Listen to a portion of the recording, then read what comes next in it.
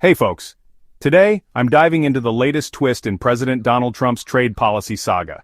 So, what's the buzz? Well, Trump's aggressive, move fast and break things approach to tariffs has hit a major legal roadblock. This past Wednesday, the U.S. Court of International Trade put the brakes on most of Trump's tariffs, citing legal overreach. Now, the White House is scrambling to find ways around this ruling. Trump's team is pulling out all the stops to ensure these tariffs stick. Despite the setback, Trump isn't backing down. He's determined to push through steep tariffs by any means necessary, and insists his administration will win this tariff battle in court. They're even preparing backup plans for new tariffs if the current ruling doesn't go their way. But it's not all smooth sailing.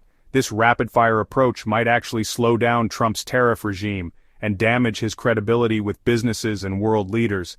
Mark Short, Trump's former legislative affairs director, says the president is unlikely to back down due to a bad court ruling. He'll try to assert his tariff authority through any possible avenue.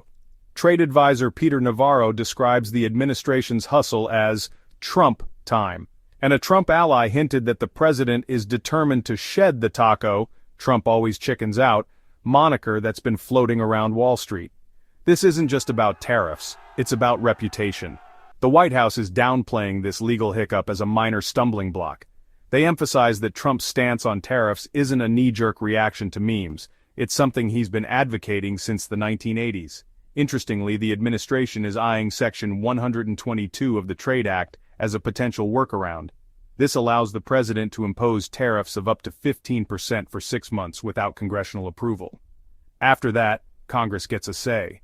However, this strategy hasn't been tested in court and could face legal challenges too.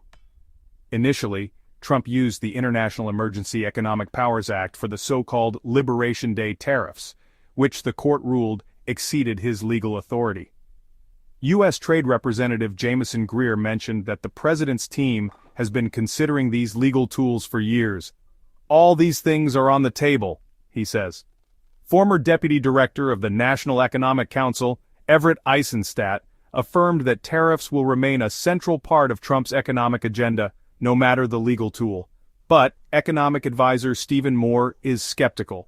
He believes Congress will eventually need to vote on tariff policy since the president doesn't have unilateral authority to raise taxes.